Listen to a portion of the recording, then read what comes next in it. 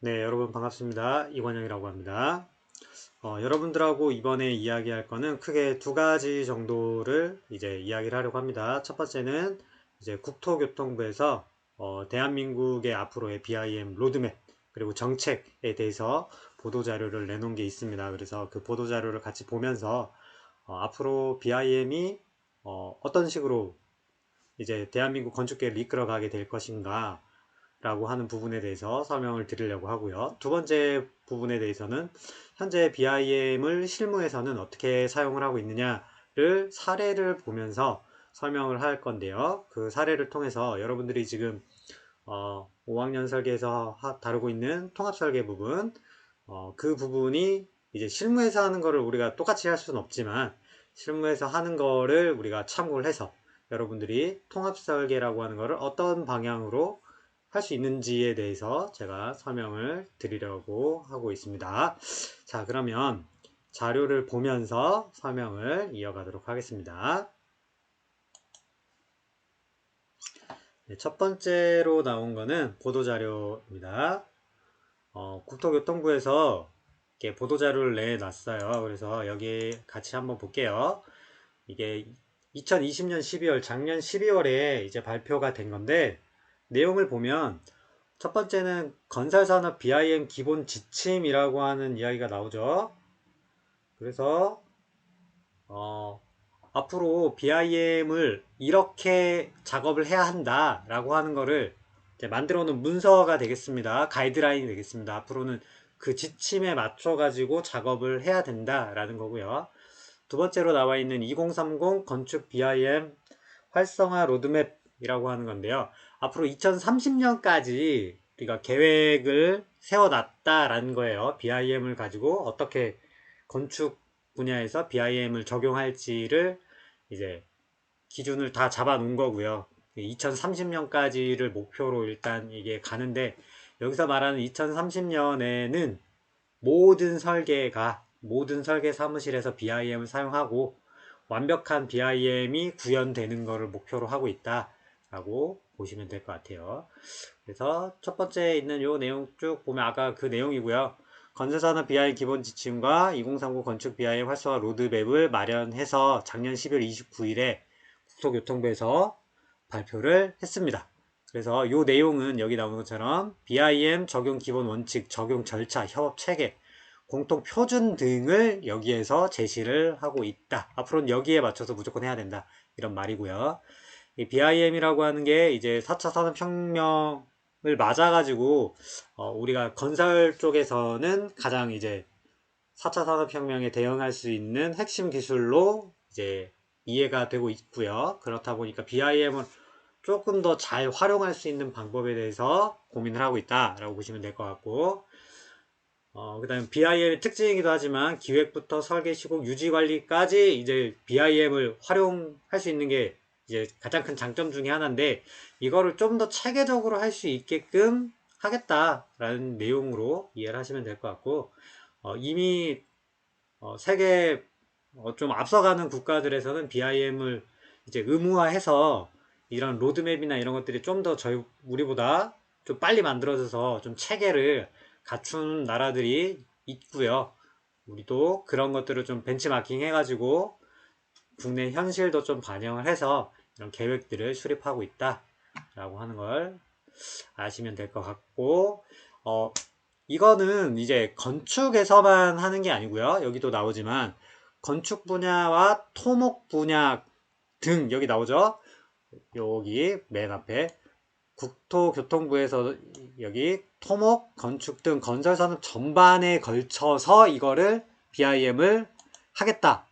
그래서 2025년까지 BIM 설계를 한다. 전면 BIM 설계를 한다. 라고 여기서 공표를 했죠. 그러니까 앞으로 2025년이 되면 BIM 설계를 하게 된다 라는 얘기예요. 여러분들이 이제 BIM 설계라고 하는 게 뭔지 이제 좀 배워가는 단계잖아요. 그죠? 그래서 아직 조금 잘 모르는 부분도 있을 수 있는데, 여기서 말하는 BIM 설계라고 하는 게 결국엔 우리가 하려고 하는 통합 설계를 이야기하는 거다 라고 이해하시면 될 것 같아요. 그래서 기본 지침의 내용은 뭐 이렇게 돼 있고요. 적용 대상을 보면 토목, 건축, 산업, 설비, 조경, 환경시설 등 모든 건설 산업에 적용이 된다. 설계, 시공, 통합형 사업에 우선 적용되는 것을 권고했다. 라고 나옵니다. 나중에는 이제 전체가 의무로 이제 되겠지만 일단은 우선 적용한다. 라고 뭐 이런 식으로 이야기가 되고 있고요. 또 그 다음에 BIM 로드맵을 보면 단기, 중기, 장기 이렇게 해서 세 가지로 나눠 가지고 이제 여기에 대해서 계획을 짰는데 첫 번째 나오는 게 LH 보면은 2021년에 신규로 공모하는 사업에 25%는 BIM으로 한다. 2023년까지 50% 신규 공모를 BIM으로 할 거다. 24년 이후부터는 100% BIM으로 한다. 그러니까 LH와 관련된 사업을 하고 싶으면 무조건 앞으로 이제 BIM 공부해야 되겠지. 그죠? 그런 이야기입니다. 무조건 BIM을 하겠다. 라고 하는 거고요. 그 다음에 조달청에서 발주하는 것 같은 경우에는 300억 이상, 그 다음에 200억에서 300억 미만, 100억에서 200억 미만 이렇게 나눠가지고 적용 범위를 조금 차등을 줬다라는 거고요. 민간에 대한 거는 현재까지는 민간에서는 이게 의무화가 아니에요. 민간에서는 BIM을 하고 싶으면 하고 하기 싫으면 안 해도 되고 뭐 이런 거라서 그런 게 없었는데 향후에 중기 넘어가면 이제 나오죠. 연면적 1만 제곱 이상이 되면 BIM을 해라 라는 거고요. 그 다음에 장기까지 넘어가면 이제 상주감리 대상 건축물 중에 연면적 2000제곱미터 이상이면은 해라. 그리고 2030년 넘어가면 이제 연면적 500 넘는 거는 BIM 해라.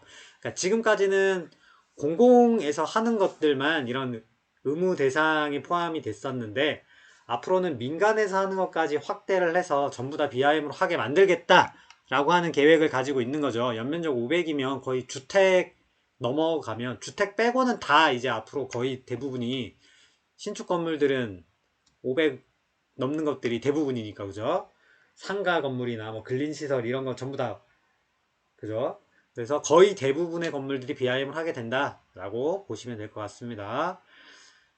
그래서 이런 것들에 대한 로드맵이 이렇게 나와 있으니까 여기에 대한 지침을 정확하게 줘야겠죠. 어떻게 해라 라고 하는 지침이 명확하게 필요하겠죠. 그죠? 그래서 그 지침도 같이 이제 개발을 했다라고 하는 거고 이거를 하기 위해서 이제 국토교통부에서는 여러 가지 기술 개발을 할 거고 그 기술 개발의 종류들이 또 다양하게 있고 뭐 이런 내용들을 또 설명을 쭉 합니다.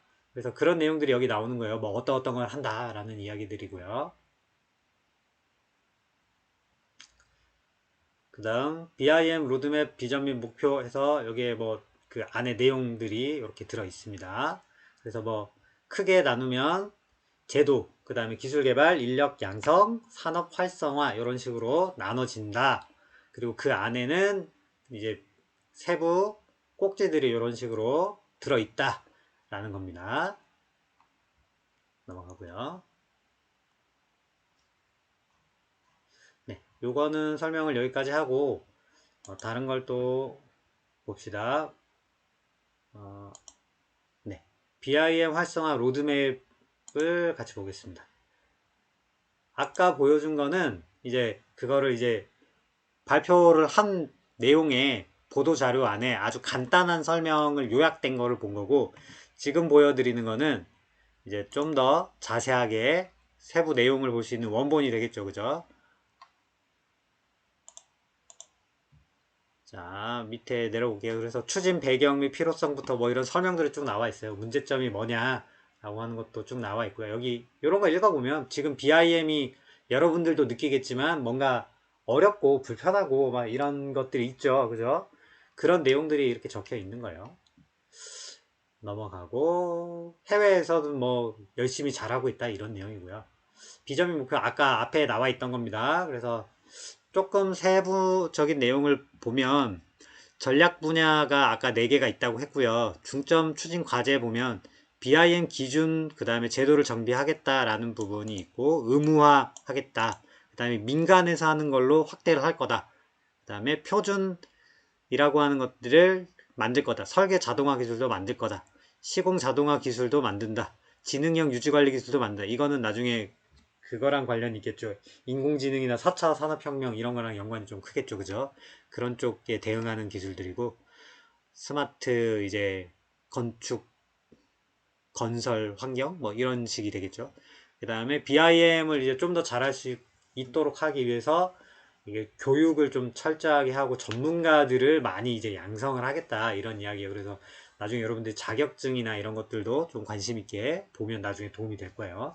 그런 내용들. 그 다음에 산업 활성화와 관련된 거는 BIM을 관리할 수 있는 기관들과 뭐 평가할 수 있는 기관들 이런 것들을 만들어 가지고 BIM을 좀 더 효과적으로 할 수 있게끔 환경을 조성하겠다 이런 이야기가 되겠습니다. 그래서 아까 이거는 얘기했죠. LH랑 그 다음에 조달청 이런 데서는 이제 규모를 점점 이제 줄여가지고 작은 건물들도 BIM을 하게끔 하겠다 뭐 이런 내용이었고요. 그 다음에 인허가 관련된 거 나옵니다. 앞으로는 인허가를 BIM으로 하겠다 라고 하는 이야기입니다. 그 다음에 BIM 제도를 정비한다 뭐 이런 내용들 나오고요. 넘어갈게요.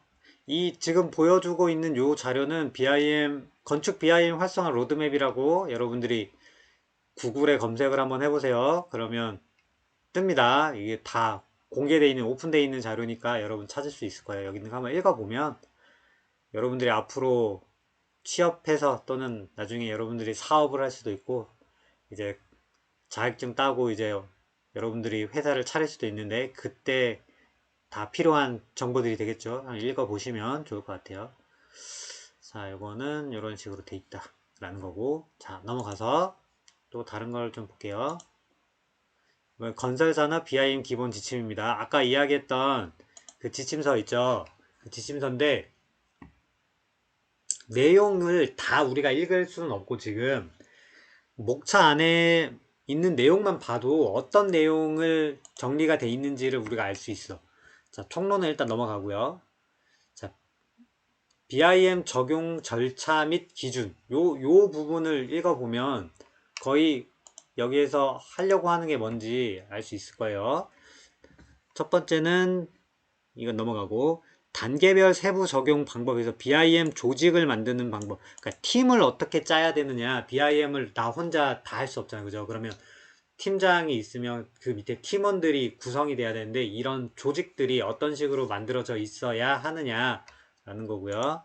그 다음에 사업계획 수립 방법, 발주자 BIM 요구사항을 정리하는 방법, 그 다음에 사업 공고하는 방법, 수행 계획서, BIM 작업을 내가 어떻게 했다라고 하는 걸 증빙하는 자료죠.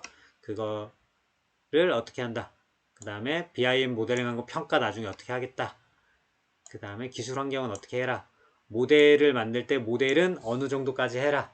품질 검토가 설계 검토라고 보시면 돼요. 설계 품질을 검토하는 거예요. 모델링 품질을 검토할 때 어떤 내용들을 검토한다. 이런 내용들. BIM 성과품은 무엇이 있다. 이거를 어떻게 제출해라. 이런 이야기고요. 그래서 성과품에 관련된 내용들이 이렇게 나오겠죠. 여기서 성과품은 대표적인 게 일단 모델링 된 파일이 있어야 될 거고요. 설계 도서가 나와야 되겠죠. 그죠? 가장 기본적인 게 그런 두 개 정도의 플러스로 필요한 내용들이 쭉 이제 들어가겠죠. 요구사항에 맞춰가지고. 그런 내용입니다. 그래서 표준 적용 보면 분류 체계, 그 다음에 모델 수준, 도면, 그 다음에 수량, 그 다음 개방형 표준. 이거는 나중에 IFC 파일을 가지고 정보를 내가 레빗이나 아키캐드 이외에 다른 파일에서 다른 소프트웨어에서 내가 이걸 열어야 될 수도 있고 활용을 해야 되기 때문에 그때 어떤 식으로 해라 라고 하는 그런 이야기고요. 그 다음에 아무래도 BIM 자체가 협업이 중요하죠. 그래서 협업을 할 때는 어떤 방법으로 어떻게 해야 한다 라고 하는 것들이 나와 있습니다. 그래서 이런 게 아주 기본적으로 일을 하기 위한, 여기서 나와 있는 것들을 보면 알겠지만 BIM 기본 지침서라고 하는 거는 여러분들이 모델링을 어떻게 해야 된다라고 하는 걸 가르쳐 주는 게 아니라 이거는 회사에서 일을 할 때는 어떤 방법으로 일을 해라 라고 하는 거를 정의해 준 거예요. 요거에 맞게 일을 하는 거예요.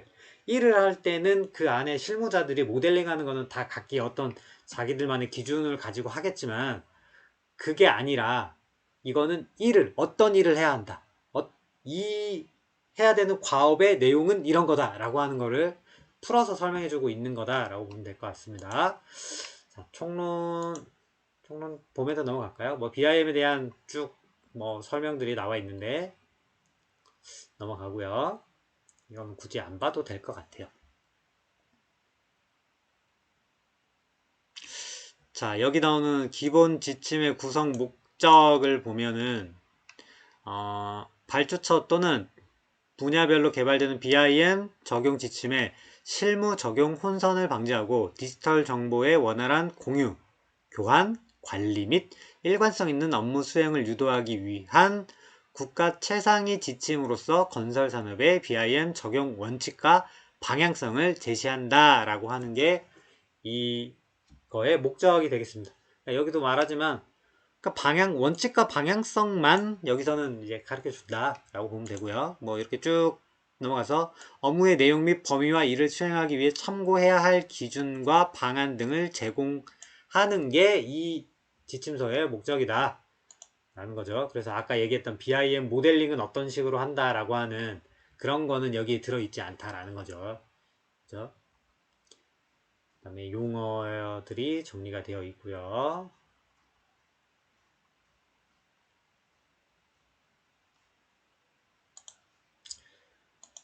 BIM 적용 절차가 나와 있습니다. 그래서 발주부터 시작해서 성과품, 품질 관리 순서가 이렇게 쭉 갑니다. 그 지침들이 어디에 이렇게 해당한다 라고 하는 게 지금 나와 있죠.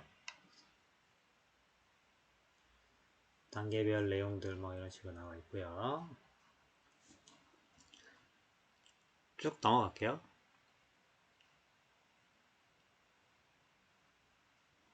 나중에 여러분들 이거 다운받아서 안에 조금 더 자세하게 한번 읽어보길 바랍니다. 일단 이거는 넘어가도 될 것 같고, 수량 산출, 품질 검토 같은 경우에는 BIM 모델링 된 파일을 어떻게 설계를 평가하고 이게 잘 됐는지 안 됐는지 어떻게 아냐 라고 하는 것들이 사실 어렵죠. 그죠? 그래서 보통 우리가 품질 검토를 할 때는 세 가지 품질을 이야기합니다. 여기 나오는 것처럼 논리적인 것, 논리적, 그 다음에 물리적, 그 다음에 속성 데이터 이렇게 해서 세 가지의 품질을 이제 평가를 하는데, 물리적이라고 하는 거는 모델링 된 파일 자체를 가지고 이야기를 하는 거예요. 그래서 간섭 검토를 해보면 바로 알 수 있죠. 간섭 검토를 해보면 바로 이제 이게 모델링이 제대로 됐는지 체크가 바로 됩니다.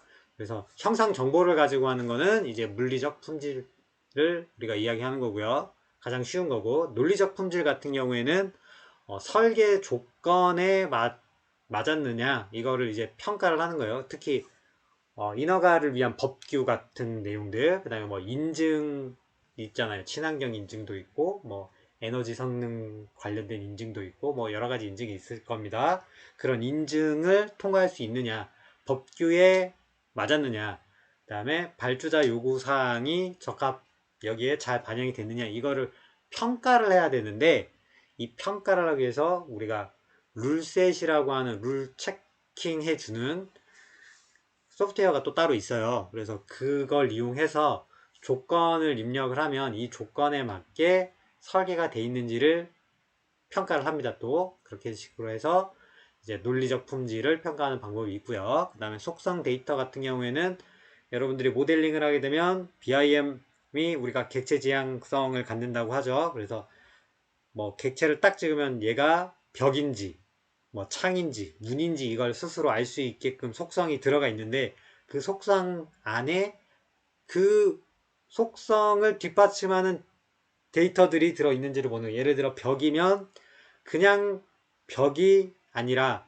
이게 어떤 벽이냐, 콘크리트로 만들어진 벽이냐, 벽돌로 만들어진 벽이냐.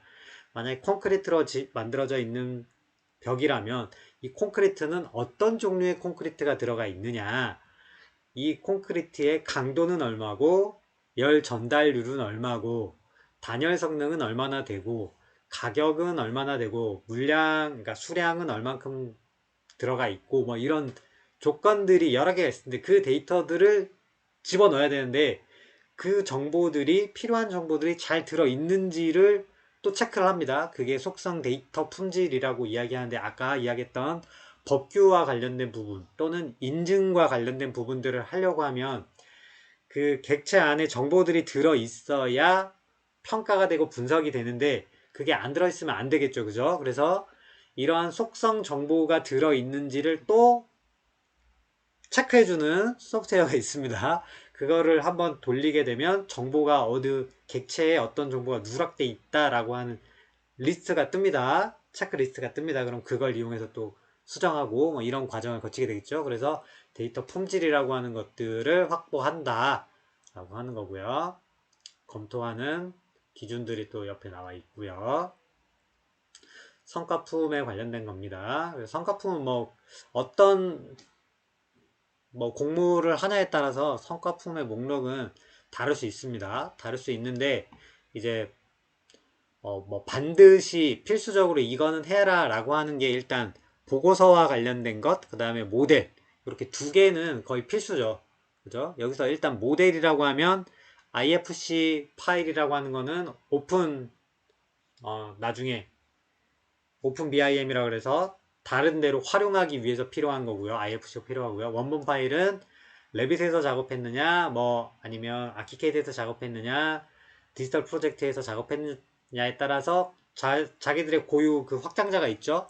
그게 원본 파일입니다. 레빗 같으면 RVT가 되겠죠, 그죠? 그게 이제 원본 파일, 그다음에 IFC 파일 이렇게 기본적으로 있고, 그다음에 분석 모델 파일 같으면 뭐 예를 들어 구조 분석을 했다라고 하면 구조 분석할 때 사용한 모델, 그 다음 뭐 에너지 성능 분석을 했다라고 하면 에너지 성능 분석을 할 때 사용했던 모델, 이런 것들을 이제 제출해라 라고 하는 게 되겠고요. 그 다음에 관련 보고서 같은 경우에는 일단 첫 번째는 도면, 그 다음에 간섭 검토한 거, 그 다음에 BIM 결과 보고서, 그 다음에 수행 계획서, 이런 것들 처음에 이런 걸 하겠습니다 또는 이걸 해라 라고 이렇게 조건을 준 애들이 있는데 기본적으로 그런 애들이 여기에 보고서 형태로 들어간다 라는 거고요. 추가적으로 들어가는 게 요즘은 뭐 동영상 관련된 거 CG, 그 다음에 뭐 3D 프린팅 모델 뭐 이런 것들은 추가적으로 필요하면 뭐 요구할 수도 있다, 뭐 이런 것들이 되겠습니다.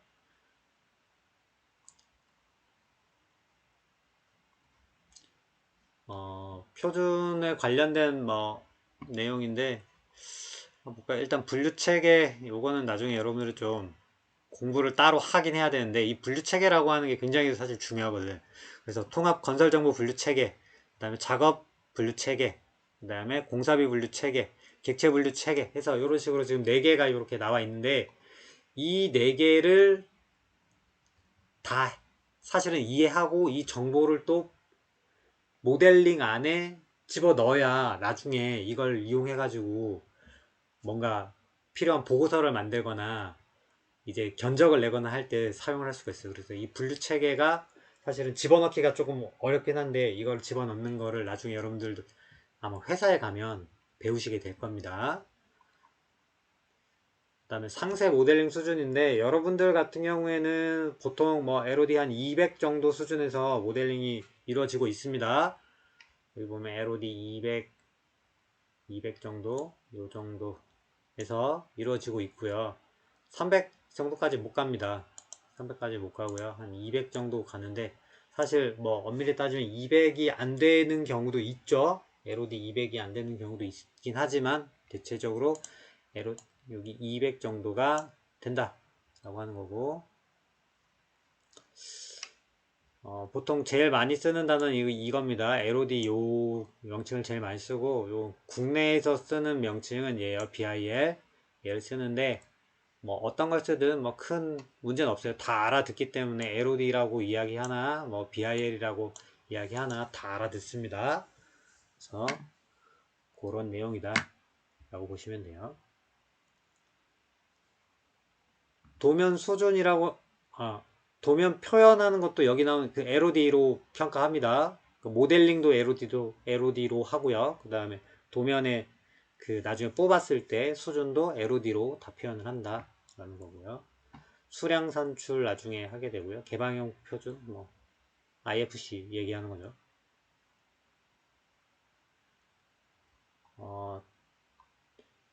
자, 여기 보면 아까 얘기했던 개방형 표준이라고 하는 게 그 확장자들이 특정한 회사나 소프트웨어에서만 쓰는 거 말고 공용 포맷이라고 해서 오픈되어 있는 애들이 있습니다. 그런 애들을 이야기하는 건데 IFC 같은 경우에는 BIM에서 만든 공용 포맷이 되겠고요. 그 다음에 코비 요거는 유지관리 쪽에서 한 거고요. 그 다음에 BSDD 이거는 약간 그 데이터 관련된 그쪽에서 쓰는 거고요. 랜드 XML은 조경 쪽이랑 뭐 여기 뭐라고 해야 되죠? 지오메트릭 약간 토목 분야랑 그 다음에 저쪽에 조경 쪽이랑 뭐 그런 쪽에서 주로 많이 다룹니다.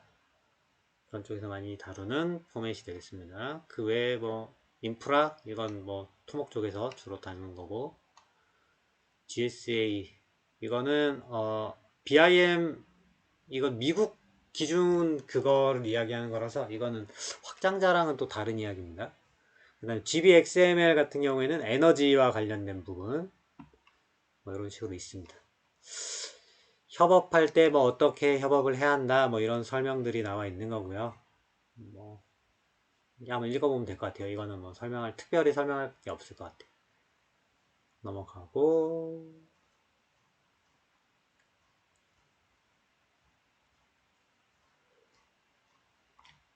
끝났네요. 그죠? 이렇게 하면 뭐 지금 쭉 봐서 알겠지만 그 내용에 대한 설명이 있긴 한데 뭐 모델링을 어떻게 해야 되고 일은 어떻게 해야 되고 이런 내용들은 없죠. 그죠? 그런 내용들은 없습니다. 기본적인 것만 정말 기본적인 것만 있죠. 그렇습니다. 자, 이렇게 해서 지금 현재 이제 BIM을 어떤 식으로 이제 우리나라에서 사용하려고 하는지 여러분들이 어떤 거를 이제 앞으로 더 알아야 되는지에 대해서 이야기를 했고요. 이번에 이야기할 거는 그렇다면 지금 현재 실무에서는 어떻게 하고 있을까? 그게 궁금하죠. 그죠? 실무에서 어떻게 하고 있는지를 한번 같이 보도록 하겠습니다. 첫 번째 보여줄 거는 BIM 건축 실무 적용 현황에서 사무에서 한 겁니다. 2019년이라고 써 있는데 2019년에 한 작업은 아니에요. 훨씬 전에 했어요. 서울 동부지방법원 청사고요. 규모는 대지 연면적 보면 45,000 정도가 되죠. 제법 크죠. 넘어가고요. 자, 내용을 볼게요. 수행 환경 보면 BIM의 목적 및 목표 이거는 모든 BIM을 하는 업체에서 반드시 이거를 만들고 가요. 우리가 이 프로젝트를 하는데 BIM을 왜 써야 하는지, BIM을 이용해서 내가 하고 싶어 하는 게 뭔지, 무엇을 할 것인지에 대한 구체적인 목적과 목표들을 만들어 놓고 일을 합니다. 이게 없으면 일을 하기가 굉장히 어려워요. 그래서 그걸 딱 만들어 놓고 시작하는 거고, 그다음에 BIM을 하기 위해서 조직을 이제 짜야 되잖아요. 그죠? 팀을 만들어야 됩니다. 그 팀을 쭉 짜고 거기에서 내가 어떤 소프트웨어를 쓸 건지, 그 다음에 어떤 스펙의 뭐 컴퓨터가 필요한지 뭐 이런 것들을 다 이제 조건을 맞춰야 돼요. 그 조건들을 다 뽑아가지고 만듭니다. 그리고 내가 해야 되는 목표에 맞춰가지고 내가 해야 되는 일들이 이제 정해져 있잖아. 그 일들이 누가 얼만큼의 일을 해야 된다라고 하는 것들이 이제 나와. 그럼 그걸 가지고 여기 나오는 것처럼 언제까지 이 일을 하겠다. 그리고 이건 누가 한다라고 하는 것들을 쭉 다 만들어냅니다. 그 다음 파일 및 산출물 성과품 해서 모델링 여기서는 자체적으로 어떤 모델링 방법을 이용하겠다라고 하는 기준을 자기들이 스스로 이제 만드는 거고요. 그 다음에 성과품의 리스트들이 나오고요. 그 다음에 분야별 모델링이라고 해서 건축 모델링만 있는 게 아니라 구조 모델링, 토목, 그 다음에 조경, 그 다음 설비 뭐 이런 식으로 분야별로 모델링 파일들을 따로 만듭니다. 그리고 모델링 할때 기본적으로 있는 파일들 말고 새로 만들어야 되는 애들이 굉장히 많은데 그 중에 이제 패밀리 형태로 만들어낸 애들을 많이 생겨요. 패밀리 형태로 만드는 애들 같은 경우에는 패밀리 모델링도 전부 다 추가적으로 한다 이 말입니다. 인면에 관련된 거, 그다음에 도면에 관련된 거, 그 다음에 BIM 데이터에서 간섭 검토한다, 분야별 수정한다, 뭐 스케줄 작성한다, 뭐 이런 것들이 있습니다. 근데 음영 분석, 기류 분석, 에너지 시뮬레이션 뭐 이런 것들을 한다라고 하는 것들이 나와 있습니다. 이거는 모든 회사에서 이렇게 하지는 않아요. 대체로 비슷해요. 대체로 거의 모든 BIM을 하는 회사에서는 여기 나와 있는 것들을 거의 다 비슷하게 하기는 하는데, 어떤 데는 뭐 이런 기류 분석이나 음영 분석을 안 하고 다른 게 들어있기도 하고 뭐 이런 식으로 좀 차이가 있기는 합니다. 그래도 기본적으로 여기 있는 것들이 거의 뭐 공통적으로 대부분 하더라 라고 이해를 하시면 될 것 같아요. 자, 수행 환경부터 보도록 하겠습니다. 네, BIM의 목적 및 목표를 여기에 이렇게 쭉 해놨고요. 그래서 건물 구성 요새 통합 관리를 하겠다. 그걸 위해서 우리가 BIM을 쓴다 라고 하는 목적을 만들어 놓고, 목표는 BIM 설계를 통한 3차원적 공간 검토를 한다. 그 다음 밑에 간섭 및 오류를 최소화시키겠다. 그 다음에 도서를, 여기서는 실시 설계 도서죠. 실시 설계 도서를 만들겠다. 그 다음에 BIM 데이터를 활용해서 수량 기초 데이터를 뽑겠다. 수량 산출을 한다는 거죠. 나중에 이거는 물량 산출, 그 다음에 견적, 적산 이런 데랑 연관이 됩니다. 그 다음에 각종 친환경 검토를 한다. 여기서 친환경은 앞과 뒤에서 앞에 그 목차에서 잠깐 나왔죠. 기류, 음영, 에너지 이런 식으로 분석을 했죠. 그래서 그런 것들을 하겠다 라고 하는 내용입니다.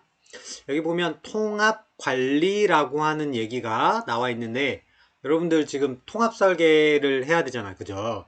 여기에서 말하는 통합관리랑 제가 이해하는 통합 설계가 같은 거다라고 이해할 수 있을 것 같아요. 자, 여기에서 하려고 하는 건 뭐냐면 BIM을 이용해서 통합 설계를 하겠다라고 하는 거랑 똑같이 해석을 하면 됩니다. 일단 첫 번째는 건축, 구조, 그 다음 뭐 설비, 조경, 토목 이런 애들이랑 같이 협업을 하고 있잖아요. 그죠? 그래서 각각의 모델링 파일들이 별도로 만들어진다라는 겁니다. 그러면 기존의 설계 같은 경우에는 내가 건축 모델링을 했더라도 구조 모델링을 가지고 와서 여기에 뭔가 합쳐가지고 무엇을 하거나 이렇게 하질 않아요. 따로 관리를 한단 말이야. 따로 관리. 구조 따로 관리되고 토목 따로 관리되고 이렇게 하다 보니까 도면이 따로 관리되니까 나중에 이걸 현장에 갔을 때 이런 문제들이 많이 노출이 돼요. 현장에 가서 도면상으로 볼 때는 잘 이해를 못해서 문제가 없는 것처럼 보였는데, 이거를 나중에 현장에서 실제로 샵 드로잉을 친다 그러죠. 이렇게 실시 도면을 좀 더 정확하게 그려가지고 이제 딱 봤더니 안 맞는 부분들이 생기는 거예요. 간섭이라고 우리가 흔히 말하는 거죠. 설비가 층고가 확보가 안 되는 바람에 구조를 뚫어야 된다거나 뭐 이런 문제들이 많이 발생을 하거든요. 이런 것들을 이제 미연에 방지하려고 하는 게 어떻게 보면 통합 설계예요.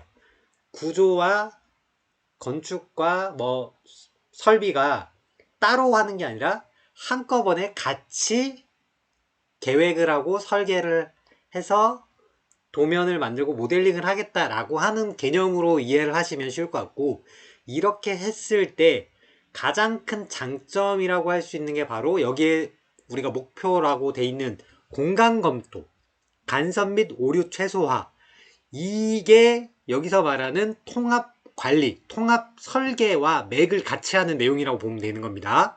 나중에 여러분들이 그러면 성과품으로 여러분들이 제출하는 것들은 각각의 구조 모델링, 설비 모델링, 건축 모델링이 필요할 것이고, 그 모델링을 가지고 간섭 검토를 해서 간섭 검토를 통해서 나온 보고서, 어떤 부분에 간섭이 발생을 했고 그걸 나는 어떻게 해결했다 라고 하는 보고서가 나오면 여러분들이 실제로 통합 설계를 한 거죠. 그게 통합 설계를 한 거라고 우리가 이해할 수 있을 것 같아요. 왜냐면 이거를 간섭 검토라든지 이런 것들을 통해서 실제로 지어지려고 하는 건축물의 이제 문제점들을 미연에 찾아내서 그거를 설계적으로 해결하는 거죠. 공간을 해결하는 거죠. 예를 들어서 공간적으로 해결이 안 되는 부분들을 해결시키는 것들이잖아. 그죠? 간섭이 생기니까 그 문제를 해결하는 과정을 여러 번 거치면서 통합 설계가 된 거야.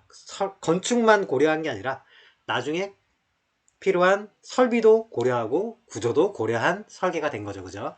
통합 설계다. 이렇게 이해하시면 될 것 같아요. 자, 넘어가서 그래서 여기에서 사용한 소프트웨어들을 보게 되면 일단 건축 분야, 구조 분야, 토목, 조경, 기계설비, 전기설비, 통신, 소방 이렇게 있는데 보통 이거를 다 하기는 어렵죠. 그죠? 그래서 선생님도 그 디지털 건축 3에서 무엇을 가르쳐 주냐면 건축, 그 다음에 구조, 그 다음에 기계설비 이렇게 3개만 보통 많이 합니다. 3개만 보통 많이 하고요. 토목, 조경 같은 경우에는 건축이랑 같이 묶어서 많이 하고요. 토목은 따로 많이 안 다룹니다. 많이 안 다루고요. 전기 이런 거는, 통신 이런 거는 거의 안 합니다. 실무에서도 좀 어려운 분야예요. 다루기가 좀 어려운 분야. 소방은 사실 하면 좋은데, 이제 이거는 기계 설비랑 유사합니다. 요거를 할 수 있으면 나중에 요것도 할 수 있어요. 그래서 기본적으로 요거랑 기계 설비 부분이랑 구조, 건축 이런 식으로 많이 다룬다라는 거고요. 사용된 거 보면 이게 한지가 좀 된 거라 가지고 여기 있는 파일, 이 프로그램 이름들이 좀 옛날 이름이에요. 레빗 아키텍처라고 돼 있는데 요즘은 그냥 다 레빗 안에서 다 돼요. 레빗, 구조도 레빗, 기계도 레빗, 전기도 레빗, 조경도 레빗. 레빗에서 다 여기까지 해결이 됩니다. 여기서 다 해결이 되기 때문에 건축, 구조, 그 다음에 기계설비 요거는 레빗 안에서 교육이 다 되는 거예요. 근데 토목으로 넘어가면 여기도 나오지만 CBL 3D라고 하는 소프트웨어를 따로 별도로 쓰죠. 그러면 우리가 레빗 말고 또 다른 거를 배워야 할 수 있죠. 그래서 얘는 다루지 않는다. 그래서 얘는 보통 많이 빠진다라는 거죠. 그 다음 얘 보면 이런 거 이외에 더 추가적으로 쓴 거 에너지 플러스라고 하는 거는 에너지 성능 분석할 때 쓴 거고요. 그 다음에 나비스웍스는 이제 디지털 건축 3에서 역시 가르치고 있는데 공정 검토, 그 다음에 간섭 검토 이런 데 사용이 됩니다. 그 다음에 솔리브리 모델 뷰어라고 하는 거는 IFC 파일을 만들었을 때 그 파일이 성과품으로 나중에 제출해야 되죠. 제대로 IFC 파일이 익스포트 됐는지를 검토하기 위한 용으로 여기에서 사용을 한 겁니다. 그래서 이런 것들을 사용을 했다 라고 하는 거 나오고 있고요. 업무량을 자기들이 분석을 했더니 설계 품질 성과자료 모델 뭐 요런 쪽 부분에는 27개, 그 다음에 BIM 데이터 관리 설계 품질 확보 데이터 작성 기준 검토 요런 게 29개 기준 정도가 나오더라. 그래서 요거를 우리는 결과보고서, 업무수행계획서, 수량기초 데이터, 동영상, IFC 포맷 파일 이렇게 해서 5개 성과로 만들어내겠다 라는 이야기고요. 그래서 2013년도에 이 프로젝트를 했죠. 그래서 1월부터 9월까지 작업을 했고 요 사이에 3개월 동안은 어떤 것들을 하겠다. 그 뒤에 실시 설계는 무엇을 하겠다. 이런 식으로 자기들이 계획표가 만들어져 있습니다. 모델링 기준입니다. 자, 여기 나오는 상세 수준은 축척입니다. 50분의 1에서 100분의 1 수준으로 만들었다라는 이야기입니다. 그 다음에 뭐 부분적으로 30분의 1짜리가 있다 이렇게 나오는 거고요. 왜 이렇게 만들었는지에 대해서 이게 설명하는 겁니다. 그래서 부재마다 아까 얘기했죠. 속성 정보들이 들어 있어야 됩니다. 그래서 구조 부재들 보면 층 번호를 이런 기준으로 입력한다. 부재 고유의 번호를 이런 식으로 입력한다 라는 거고요. 그 다음에 규격은 이렇게 입력해라. 다 기준을 이제 정해 놓은 거예요. 이걸 나중에 일람표를 이용해 가지고 수량 산출을 했을 때 정확하게 이거를 이렇게 명칭이라던가 정보 입력 방법이 통일이 되어 있지 않으면 엉망진창으로 뽑히겠죠. 그죠? 그래서 그런 것들을 막기 위해서 이걸 딱 통일시켜 놓는 겁니다. 일람표를 나중에 뽑기 위해서. 그래서 레빗 파일이 10개가 나왔다. 라는 겁니다. 건축, 구조, 조경, 외피, 대지, 외피, 공간, 소방, 전기, 기계, 토목 뭐 이렇게 해서 총 10개의 레빗 파일이 만들어졌는데 이거를 나중에 다 링크해 가지고 통합 파일을 하나 만들어야 되니까 실제로는 11개의 레빗 파일이 만들어졌다 라고 한 이야기입니다. 분야별 모델링을 보게 되면 건축, 그 다음에 구조, 이런 식으로 구조 부분, 그 다음에 건축 부분, 그 다음에 토목, 조경, MEP. 전기 같은 경우는 좀 뭐 할 수 있기는 한데 사실 티도 안 나고 그 다음에 좀 복잡합니다. 그래서 잘 안 다루는 분야고, 기계 같은 경우에는 뭐 기계실이나 특수설비나 그 다음에 소방 이런 것들은 잘 안 다룹니다. 우리가 학생들이 다루기엔 더더욱 어렵고요. 그래서 주로 많이 하는 게 공조 덕트, 그 다음에 공조 배관, 위생 배관 이렇게 세 개인데 공조 배관도 잘 안 다룹니다. 될 수 있으면 공조 덕트와 위생 배관 이렇게 두 개를 주로 제일 많이 다루고요. 공조 덕트라고 하는 거는 간단하게 생각하면 됩니다. 흡기, 배기를 한다 라고 생각하면 됩니다. 그러니까 흡기가 아니라 급기죠. 급기, 배기. 위생 배관은 급수, 배수 이런 식으로 하면 된다 라는 겁니다. 그래서 주로 MEP 쪽에는 덕트랑 배관 이렇게 두 개로 작업을 한다.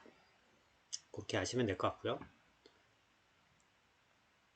이것도 소방 분야는 아까 얘기했지만 이제 배관이랑 스프링클러 이런 거 이거는 뭐 패밀리로 만들면 되는 거고 소화전도 패밀리예요. 배관만 이제 하면 되는 건데 이 배관하는 방법이 여기서 배관하는 거랑 사실 똑같아. 배관하는 방법이 똑같아. 그래서 이거 할 줄 알면 이거 할 줄 알아요. 할 수 있어요. 그래서 하면 되는데 이제 잘 안 다루는 분야. 이건 전문 소방 쪽에서 많이 하니까 우리는 잘 안 다루는 분야예요. 할 수는 있습니다. 그 다음에 토목 부분에 보면 여기 보면 뭐 주차 대수 뭐 이런 거 있는데 이거는 토목이랑 상관없이 나중에 조경과 관련해 가지고 이런 것들을 만들 수 있고요. 조경 이것도 따로 조경을 이렇게 전문적으로 할 수도 있지만 건축 모델링 안에 조경을 포함시키면 됩니다. 그래서 나중에 이걸 다 취합해 가지고 합쳐 놓으면 된다라는 거고, 이제 중간중간에 필요한 이런 패밀리들이 굉장히 많이 생기는데 이것들은 회사에서 다 이렇게 관리를 해요. 여러분들도 뭐 추가적으로 만들어낸 이런 패밀리들이 있으면 내가 어떤 것들을 패밀리로 만들었다 이렇게 보고서로 정리를 하면 됩니다. 이런 것들도 마찬가지고요. 이런 것도.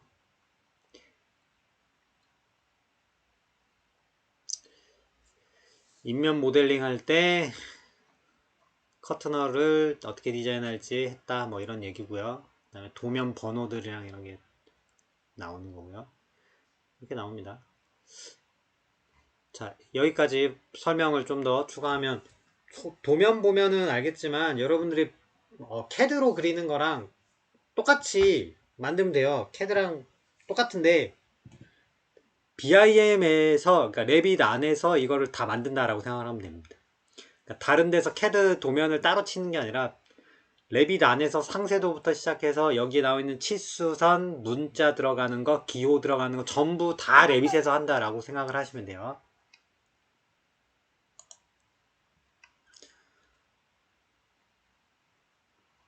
그 다음에 데이터 활용인데요. 여기 보면은 이제 간섭 검토가 나오죠. 나중에 여러분들이 통합 설계라고 하게 되면 구조 모델링, 이제 설비 모델링, 건축 모델링을 합치게 되면 간섭 일어나는 부분들이 굉장히 많이 보여요. 여기도 보이는 것처럼 육안으로만, 그러니까 파일 레빗 이렇게 돌리다 보면 나와요. 이거 스크린샷 찍으면 돼요. 그래서 이런 것들 틀렸다.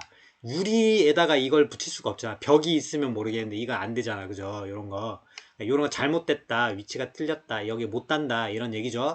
이런 것들을 이렇게 찍어 가지고 이거를 나중에 어떻게 수정을 했다라고 하는 거를 보고서로 만들면 된다라고 생각을 하세요. 배관이 이렇게 지나가는데 지금 잘못됐죠. 배관이 이렇게 들어가면 안 되죠. 여기에 별도로 이렇게 공간을 막아줘야 되잖아. 그죠? 잘못됐다라는 거. 요런 위치 하나하나가 잘못됐다라는 것들. 요런 것들이 지금 잘못됐다. 요런 애들이 잘못된 애들이 이렇게 보여요. 이렇게 있으면 나중에 여기 주차해야 되는데 주차 못 하잖아. 그죠? 요런 부분들이 덕트가 서로 크로스가 됐죠. 그러면 안 되죠. 이것도 이거는 나비스웍스에서 검토한 거, 이건 레빗 안에서 그냥 검토한 거, 이건 나비스웍스에서 한 거예요. 그래서 봤더니 덕트가 이렇게 쭉 지나가는데 이게 보죠. 빔입니다. H빔인지 I빔인지 모르겠지만 얘를 지금 뚫고 지나가고 있죠. 이렇게 되면은 이제 틀렸다. 그죠? 틀렸죠. 이런 애들이 틀렸죠. 잘못됐다. 이런 찾아낸 겁니다. 이렇게 빨갛게 표시되는 거 다 틀린 부분들이에요. 간섭이 일어난 애들 다 뜨는 겁니다. 이런 식으로 보고서를 만드는 건데, 이거는 나비스웍스에서 한 거니까 이렇게 나오는데, 여러분들이 나비스웍스를 쓸 게 아니면 그냥 레빗 안에서 다 할 거라고 하면 아까 얘기했던 유관 검토하듯이 잘못된 부분 찾아서 그 부분을 어떻게 수정했다 이런 내용만 있으면 충분합니다. 사실 이런 식으로 나오는 거죠. 뭐 요게 잘못됐다, 요게 틀렸다, 그래서 이거를 요렇게 바꿨다, 이런 식으로 정리를 하면 된다는 거예요. 설비가 이런 식으로 꺾여 있다, 잘못됐다, 그럼 이건 이런 식으로 가야 한다, 이걸 보고서로 만들면 된다는 겁니다. 마찬가지죠. 다른 부분도 마찬가지입니다.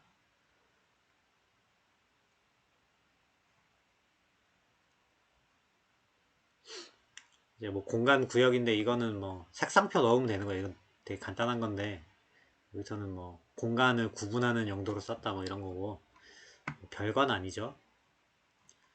넘어갔고요. 네, 수량 산출 나옵니다. 이건 나중에 일람표로 뽑으면 됩니다. 그래서 벽, 그 다음에 뭐 바닥, 그 다음에 천장, 계단, 창, 문, 커튼월 이런 식으로 해서 수량이 얼마나 들어갔는지를 체크를 한다. 월 지금 보게 되면 이게 세제곱인가? 이게 단위가 지금 세제곱이네요. 그죠? 7476.620 세제곱미터의 콘크리트가 들어갔다 라는 거죠. 바닥 같은 경우에는 2308.120 세제곱미터의 콘크리트가 들어갔다 라고 하는 얘기고, 뭐 이런 식으로 수량이 나오겠죠.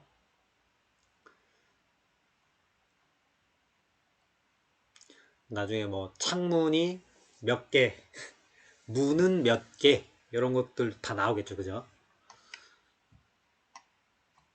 유리가 몇 개, 이런 것들 다 계산이 된다 이런 이야기고, 구조 부분도 따로 할 수 있다 라는 겁니다. 그래서 뭐 보, 내력벽, 그 다음 뭐 기초 이런 애들 수량을 뽑을 수 있다. 철근 양도 뽑을 수 있다. 물론 철근을 모델링을 해놔야 뽑을 수 있죠. 철근을 모델링을 안 하면 안 나오죠.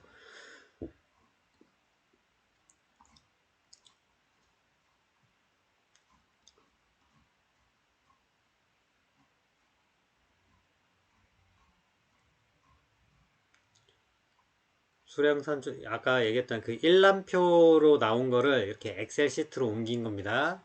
그래가지고 정리를 하면 이렇게 나왔는데, 자기네들이 내역을 따로 해봤더니 BIM에서 하는 거랑 오차가 있더라 라는 거예요. 그래서 여기 보면 한 많이 나는 거는 10%까지도 오차가 발생했다 라는 이야기를 하는 겁니다.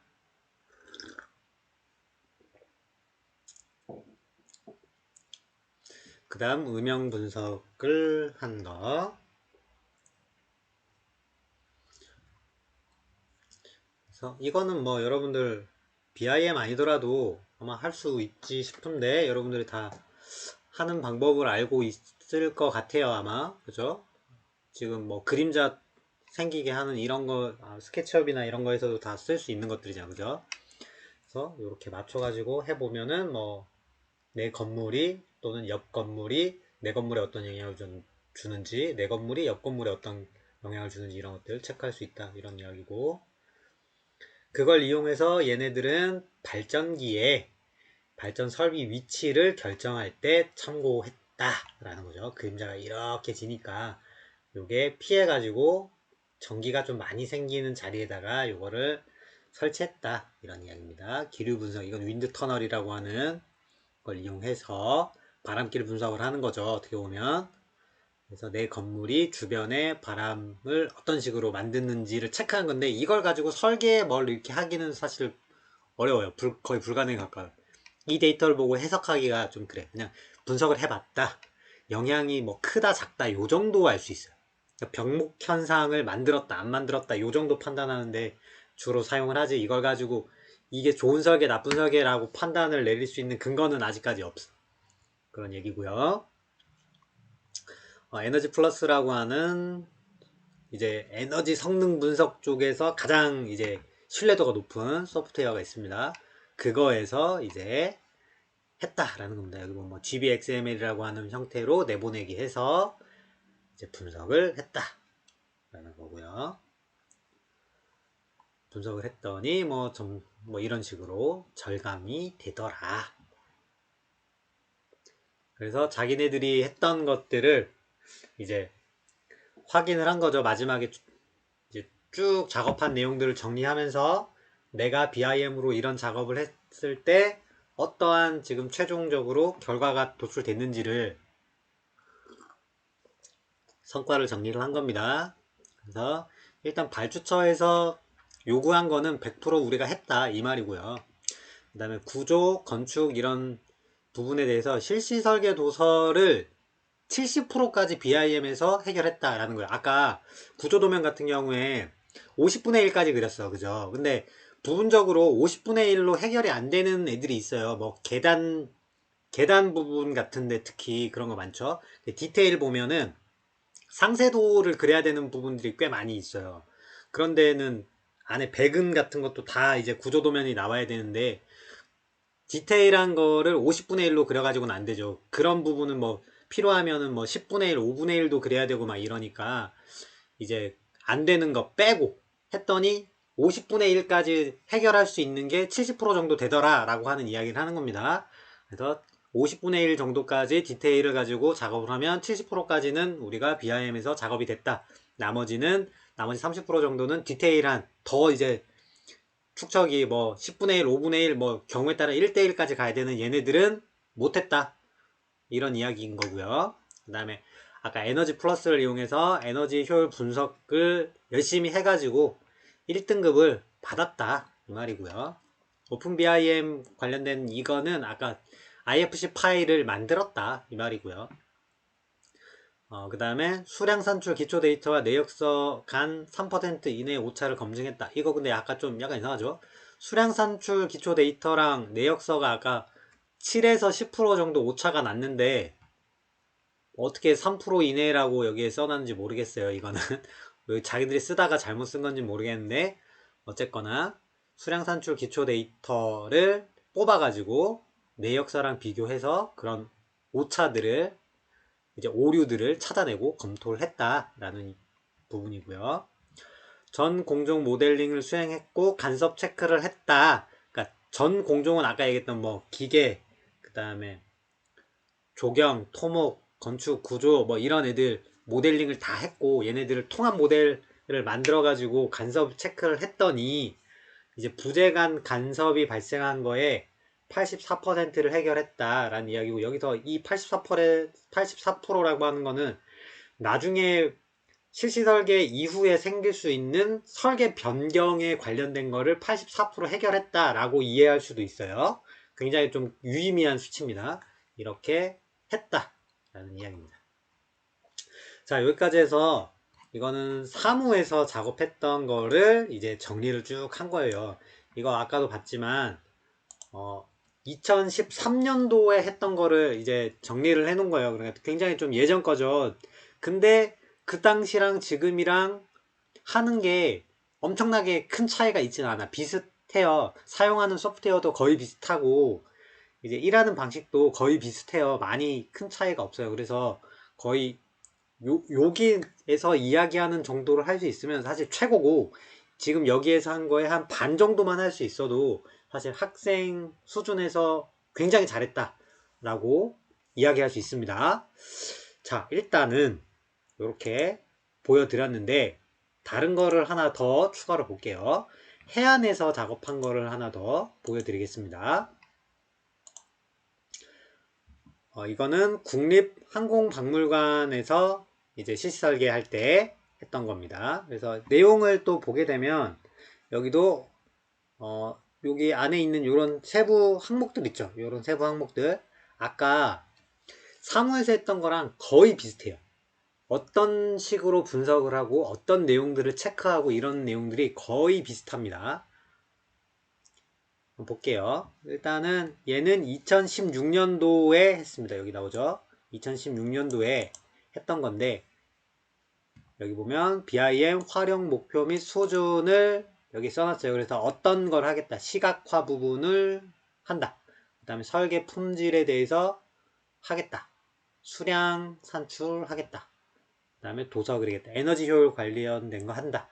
수치 분석 한다. 방제 관련된 거 한다. 그 다음에 공정관리랑 이런 거 한다. 딱 나오죠. 여기 있는 요런 내용들을 보게 되면 아까 사무에서 한 거보다 조금 더 많이 했어요. 조금 더.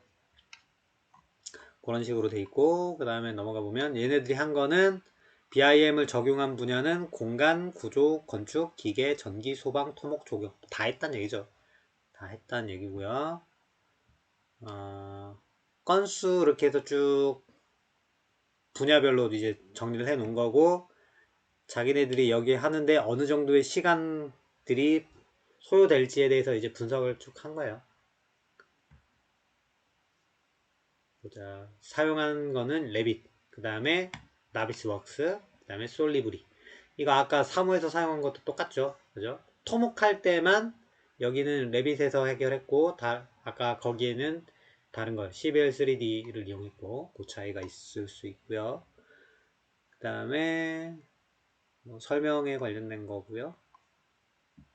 이것도 파일 데이터들을 이렇게 건축 구조 다 나눠 가지고 만들고 링크 방식으로 했다.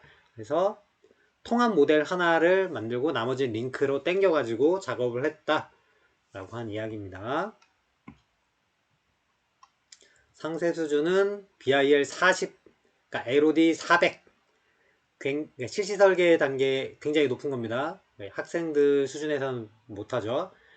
그래서 BIL 40으로 했는데 우리 학생들 기준으로 했을 때는 LOD 한 200, BIL 20 정도 수준으로 하면 된다.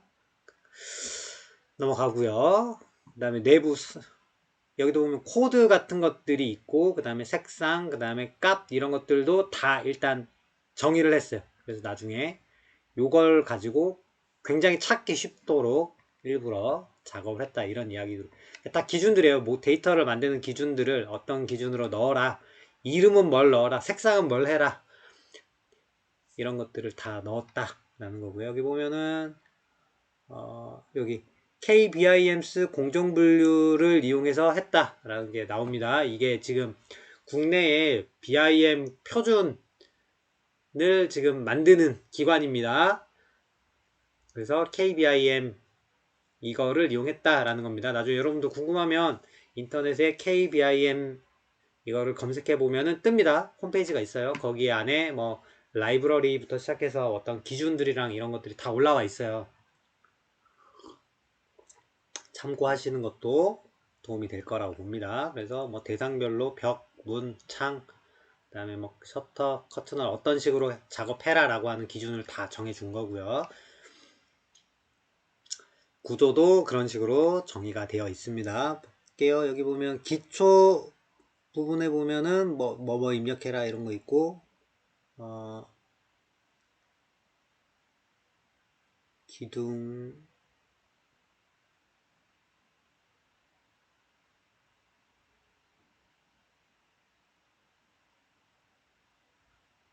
네 여기 나오죠. 철근 철골 그러니까 철근 콘크리트를 만들 때 RC 얘네들은 단일 객체로 입력해라 라고 얘네들은 조건을 줬어요. 그러니까 백은도는 따로 안 만든다는 얘기야.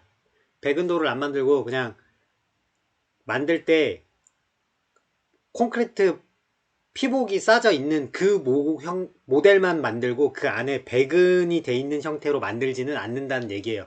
실제로 저도 디지털 건축 3에서 학생들한테 교육을 할 때는 백은을 하는 것까지는 가르쳐 주질 않아요. 왜냐면 지금 여기서도 배근 안 한다고 나와 있죠. 그러니까 보통 일반적으로 배근은 모델링을 따로 잘 안 해요. 그냥 배근도를 가지고 작업을 더 많이 해요. 그래서 배근을 모델링을 하는 거는 사실 굉장히 복잡하고 어렵기도 하고, 배근하는 거를 하려고 그러면 구조 계산이 된 그거를 받아야 되거든. 구조 사무실에서 배근도를 받아와서 그걸 보고 이제 만들어야 되는데, 그걸 받아와서 만드는 것도 굉장히 어려워, 디테일을 하기가. 그래서 잘 안 해요, 모델링을. 그래서 여기서도 안 한다라고 돼 있죠. 그래서 그 확인해 본 겁니다. 하는지 안 하는지 확인했는데 안 한다. 단일 객체로 만든다. 여기 써 있고요. 될 수 있으면 이거는 디테일한 도면은 그냥 따로 만들더라도 모델링상에 배근을 할 필요는 사실 없는 것 같아요. 학생들 수준에서는 더더욱 필요가 없을 것 같다라는 생각이 드는데, 그거는 뭐 나중에 상황에 따라서 좀 차이가 있을 수 있으니까. 그죠? 넘어가고요. 나머지들은 뭐 별다른 거 없습니다. 여기는 뭐 그죠? 설비 관련된 것들이니까. 그 다음에 돼지, 토목, 조경 얘네들은 거의 하나로 세트죠. 그죠? 세트로 거의 갑니다. 어, 나중에 보고서를 이제 해야 되는데, 여러분들 아까 얘기했던 간접 검토 이런 것들 보고서로 나중에 만들어야 되는데, 여기가 아마 그런 것들을 아마 잘 해놨을 거야. 이게 간섭인가?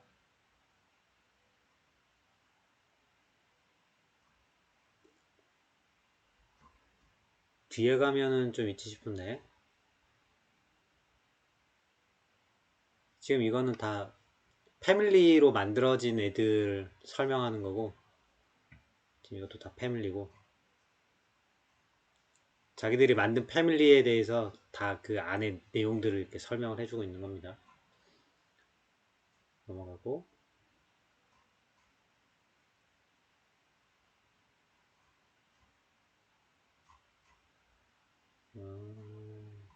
이제 품질 나오죠? 이제 물리, 그 다음에 논리, 데이터 이렇게 세 개로 이제 품질 했다라는 얘기고, 뭘 했는지 한번 볼까요? 일단 면적 뽑았다라는 거고, 뭐 면적 뽑는 거야, 뭐 쉬우니까.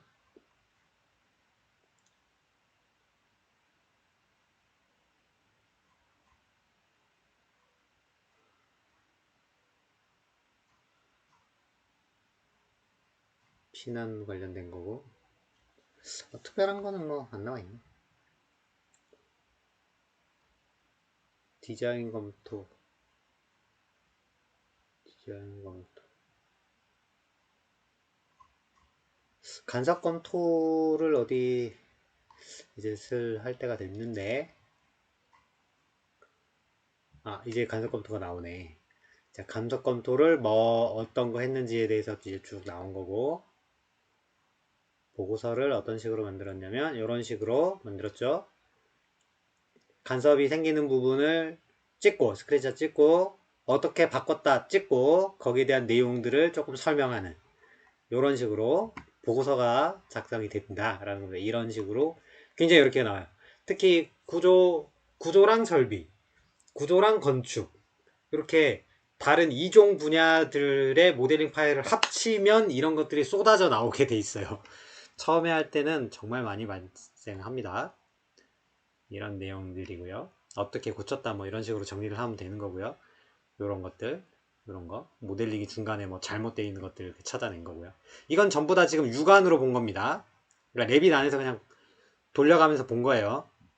나비스웍스 쓴 게 아니고. 아마 뒤에 가면 나비스웍스를 쓰는 것도 나올 거예요. 나비스웍스를 쓰는 부분이 안 나오나?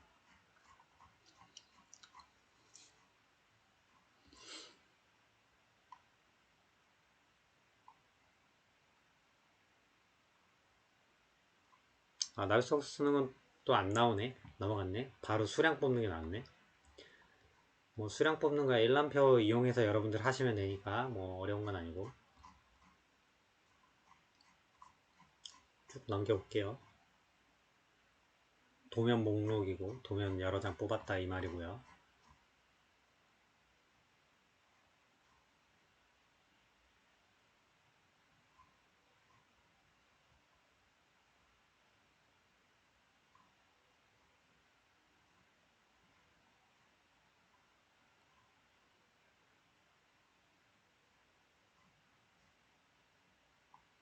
이거는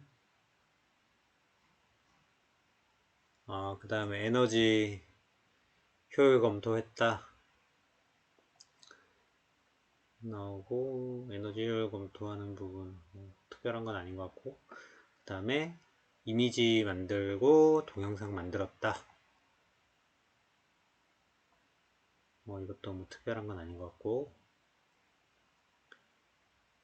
성과품 보면은 BIM 결과 보고서, 수량 BIM 데이터 이렇게 냈다 이 말이고, 이렇게 해서 끝나네요. 그죠? 그래서 끝입니다. 자, 이렇게 쭉 한번 살펴봤습니다.